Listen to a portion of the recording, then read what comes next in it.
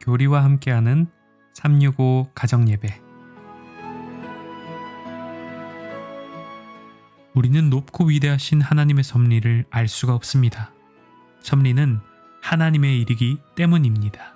그래서 사도 바울은 자신의 동족인 이스라엘 백성의 구원이 어떻게 될지 설명하면서 하나님의 지혜와 지식의 풍성함, 곧 하나님의 섭리에 대해 로마서 11장 말씀에서 이렇게 고백했던 것입니다. 깊도다 하나님의 지혜와 지식의 풍성함이여 그의 판단은 헤아리지 못할 것이며 그의 길은 찾지 못할 것이로다. 이는 만물이 주에게서 나오고 주로 말미암고 주에게로 돌아감이라. 그러나 우리가 하나님의 섭리를 전혀 알 수 없는 것은 아닙니다. 하나님께서 역사 가운데 행하신 일들을 보면 하나님의 섭리를 어느 정도는 알 수 있습니다. 예를 들면 창세기 3장 15절에 나타나는 원시복음이 그렇습니다. 창세기 3장 15절에는 내가 너로 여자와 원수가 되게 하고 내 후손도 여자의 후손과 원수가 되게 하리니 여자의 후손은 내 머리를 상하게 할 것이요 너는 그의 발꿈치를 상하게 할 것이니라 하시고 라는 말씀이 기록되어 있습니다. 이 구절은 아담과 하와를 속인 뱀에게 하신 하나님의 말씀인데 그 의미가 당시에는 분명하지 않았지만 여자의 후손인 예수 그리스도께서 뱀, 곧 사탄의 머리를 상하게 할 것이라는 하나님의 뜻과 계획, 섭리를 알려주십니다. 이 하나님의 일하심은 아브라함을 부르시면서 더 분명하게 계시되었습니다. 아브라함은 복의 근원이 되어 여자의 후손이 그에게서 태어나게 될 것이라는 약속을 받게 됩니다. 그러나 그 과정은 쉽지 않았습니다.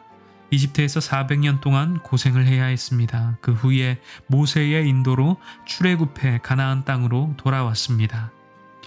여러 왕의 시대를 지나 정말 아브라함의 후손으로 예수 그리스도께서 태어나셨습니다. 사탄은 여자의 후손을 죽이려고 했지만 발꿈치를 상하게 하는 정도밖에 이루지 못했습니다.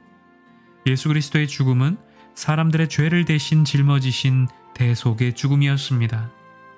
이 예수님의 대속의 죽음으로 인해서 죄로 사람을 얽어매어서 자신의 종으로 만들려고 했던 사탄의 계략은 실패하게 됩니다. 결국 사탄은 자신의 머리가 상한 것과 같이 되었던 것입니다.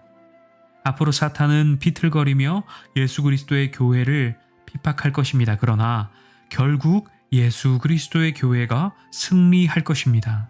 이것이 성경에 나타난 하나님의 섭리의 역사입니다. 사랑하는 여러분, 하나님은 당신이 뜻하시고 계획하신 그대로 모든 것들을 온전히 이루시는 분이십니다.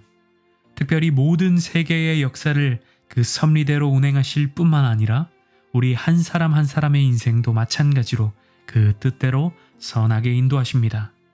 우리가 절망과 좌절의 눈물 골짜기를 지날지라도 소망의 찬양을 주님 앞에 고백할 수 있는 것은 섭리하시는 하나님께서 그 선하신 뜻대로 우리의 삶에 신실하게 역사하실 것이기 때문입니다. 그러므로 이 소망의 약속을 붙들고 오늘 하루도 승리하시는 여러분 되시기를 주님의 이름으로 축원합니다.